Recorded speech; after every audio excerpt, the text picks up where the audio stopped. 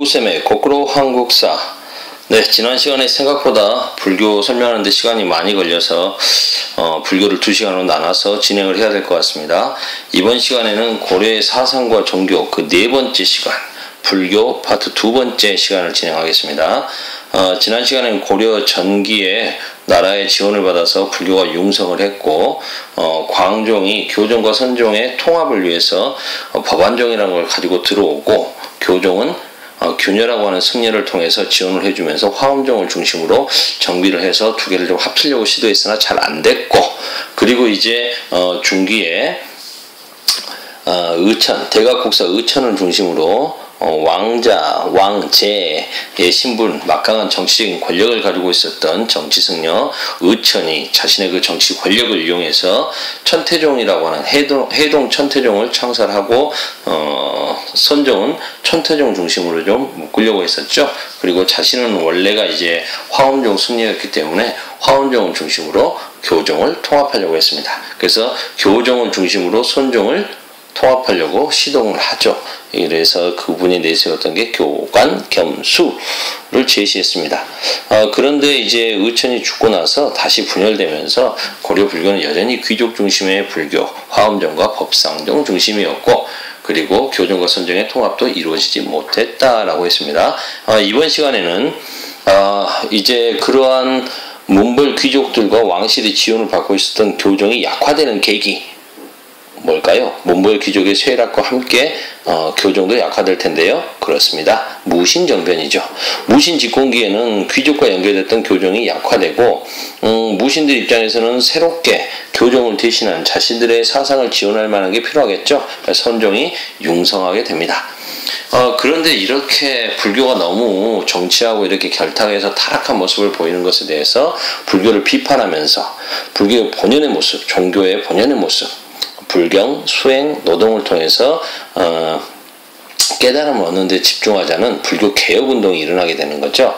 이렇게 해서 사람들이 어떤 단체를 만들어서 자신들의 그 조직을 만들어서 활발하게 이러한 불교 개혁을 운동을 펼쳤기 때문에 그런 걸 조직을 결성한다는 거죠.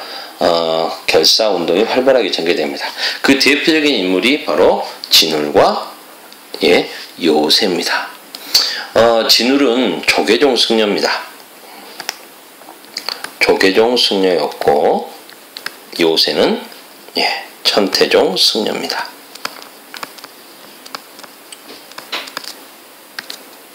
송광사,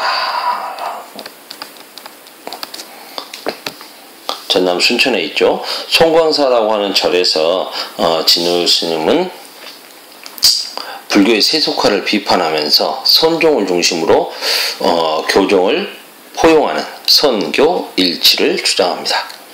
선종과 교종을 하나다라는 거겠죠. 선교 일치를 주장하면서 열심히 경전 외우고 경전을 읽고 수행하고 노동에 힘쓰자 라는 개혁운동, 아까 결사운동을 펼치는데 이분이 이제 정해쌍수를 주장해서 정해결사라고 합니다. 나중에 임금이었던 희종이 이 결사단체인 정해결사에 이름을 내려주죠. 몸을 깨끗이 닦는다. 그래서 수선사라고 하는 이름을 내려줘서 이걸 다른 말로 또 수선결사라고도 부릅니다. 이 양반이 주장한 게 이제 정해쌍수, 무슨 말인지 알아야겠네요. 도노, 점수 등을 주장합니다. 어렵죠? 정해라고 하는 건 뭐냐? 정은 선정, 그러니까 선수행을 통해서 마음이 고요해지는 상태, 명상의 상태라고 해야 될까요? 깨달음을 얻는 상태가 정이고요. 선정이고, 해는 지혜. 지혜는 책 속에 있겠죠? 불교 경전을 열심히 공부하는 거. 그렇다면 지난 시간에 깨달음, 실천 수행을 통해서 깨달음 얻는 게 선정이고, 열심히 교리 공부해서 깨달음 얻는 게 교정이라고 했는데, 정은 선정이니까 뭘까요? 선종적인 스타일, 선종적인 냄새가 나고요. 해는 지혜, 책 속에 지혜가 있나니 그렇죠. 교종적인 성격이 짙습니다. 그러니까 정해쌍수라고 하는 것은 선종의 입장에서 교종을 통합하는 거죠. 이걸 같이 수행하자, 쌍으로 수행하자. 그래서 다른 말로 정의 쌍수를 다른 말로 정의 병진 수행, 병수라고 합니다. 돈오 점수는 뭐냐? 돈오라고 하는 건 깨달음을 얻었다는 것입니다. 깨닫는 거. 점수, 깨달음을 얻었으면 그걸로 만족할 게 아니고 그래도 계속해서 점진적으로 수행을 해야 된다.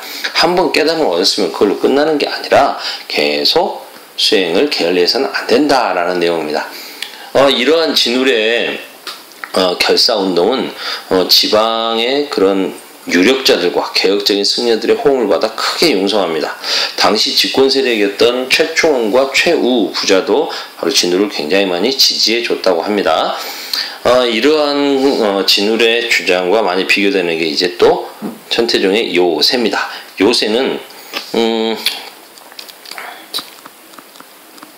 절부터 말씀을 드리는 게 뭐 비교할 때 맞을 것 같네요.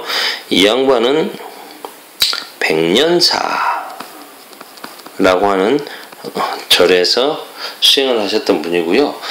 이분은 내 탓이요 참회 수행과 연부를 통해서 좀 세속적이지만 백성들은 이런 걸 더 좋아하겠죠. 극락왕생할 수 있다 라는 걸 주장합니다. 그러니까 일반 백성들 입장에서는 경전을 공부할 수도 없고 수행에 열심히 참여할 수 있는 시간도 없습니다. 그런데 제가 뭐 잘못했어요 라고 이렇게 참회 수행하고 나무아미타불 관세음보살처럼 단순한 연불만 계속 한다고 하면 극락왕생할 수 있다라고 하니까 수행 방법이 좀 쉽죠. 그래서 하층민들은 백년결사, 이 백년사를 중심으로 단체가 만들어졌기 때문에 이걸 백년결사라고 부르는데요. 네, 료세의 백년결사에 적극 호응했다고 합니다. 더 인기가 많았다고 하네요. 그 다음에 또 한 분 진울의 제자, 이분 정도는 좀 알아도 될 것 같은데요. 해심이라고 하는 분이 있습니다. 이분을 알아둬야 되는 이유는 그 뒤에 성리학과 연결이 되기 때문입니다. 해심은 진울 선생께서 교종과 선종이 하나다라고 주장했다면 이제 거기서 더 나아가서 유교와 불교도 큰 차이는 없다. 그러니까 아예 하나다라고 하는 유불일치를 주장하죠.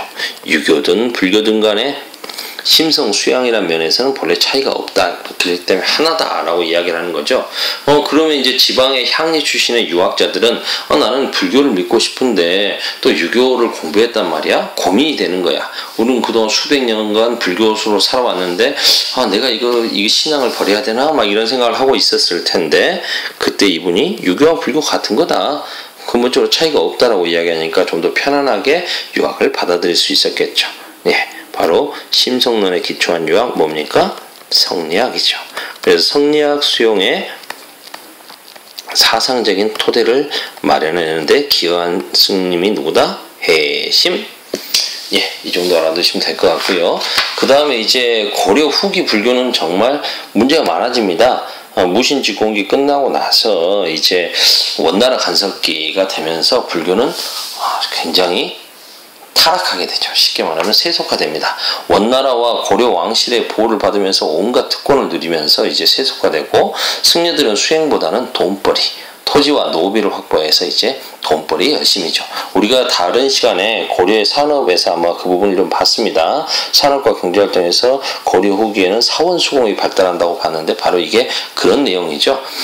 그래서 불교의 지위가 굉장히 약해졌을 때 그 대표적인 예가 이 백년사라고 하는 백년결사의 중심지였던 이 백년사가 고려 말에는 묘한 절이 돼버리죠. 묘련사, 원나라의 간섭을 받게 되면서 이렇게 타락하게 되는 모습을 보여주게 됩니다.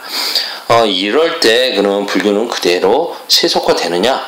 나름대로 자정 노력을 하겠죠. 그게 바로 보우스님, 원증국사 보우입니다. 보우스님 같은 경우에는 중국에 유학해가지고 새로운 불교를 갖고 들어오는데요. 보우와 해근 같은 스님들이 이제 그런 역할들을 하게 되는데요. 이분들이 들어온 게 임재종입니다. 임재종이라는 종파를 가지고 들어왔는데 이게 선종의 일파입니다. 임재종은 화두 이야기의 주제, 머리니까 주제겠죠. 인간은 무엇으로 삽니까? 이런 제목, 이런 것들을 화두를 딱 던진다고 하죠. 이런 걸 가지고 계속 고민하는 거야. 그러면서 이 화두를 중심으로 집중적으로 선수행을 하는 간화선, 이걸 수행 방법으로 택했습니다. 그리고 이 사람들은 스승과 제자의 관계를 굉장히 중요시 여기죠. 이런 임재종의 승려였던 보우스님은 고려 후기에 불교계의 분열을 통합하려고 노력했지만 성공하지는 못했습니다. 자, 이 정도로 알아두고요. 오늘은 여기까지 하겠네요.